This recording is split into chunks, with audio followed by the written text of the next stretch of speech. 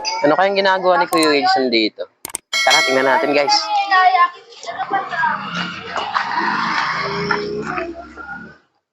Brad. Troy, anong sa atin? Anong ginagawa mo dyan, Kuya Son? Baka papalit tayo ng ilaw. Pundihan tayo kagabi. Ilaw dito sa brake light. Kailangan natin itong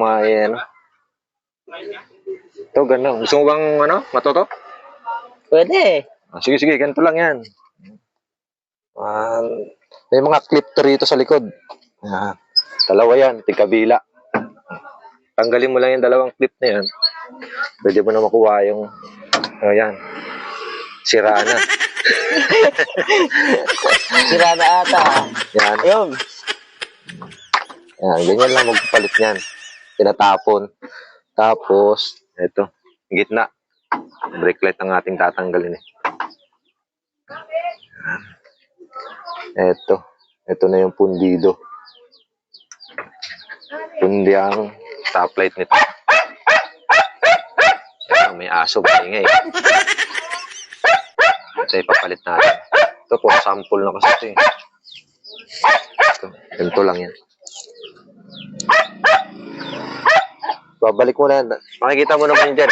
May taas, mataas yung isa, tapos yung kabila ay mababa, ang taas. Hindi yan papasok dito, hindi mo i-clip yan pagka mali. Hindi mo may ikot. Tulad yan, hindi mo may ikot yan, mali yun. Ikutin mo ulit. Yan. Tapos saka mo ikutin. Okay na. Pagka ganyan, naka-clip na yan, hindi na matatanggal yan. Kaya testingin muna natin kung okay na.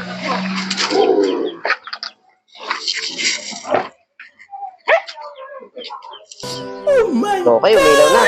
Okay na. Ano lang, kasimple magpalit ng ilaw. Hindi mo na kailangan mga nawag pa ng mekaniko para magpalit na. Balik mo lang ulit. May mga clip naman yan. Kaya lang, hindi ng aso eh. Susot mo lang yan sa butas. Ikutin mo lang ulit. Katulad ng dati, pagkaya, yan. Okay, balik na ulit natin itong takip. Ito lang yung clip niya para tanggal ang kabilaan. Medyo marami na eh.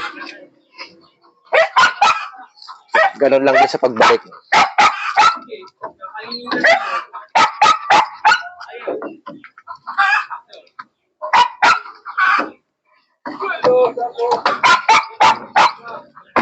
Pukpukin mo onte, kabilang dulo, okay na.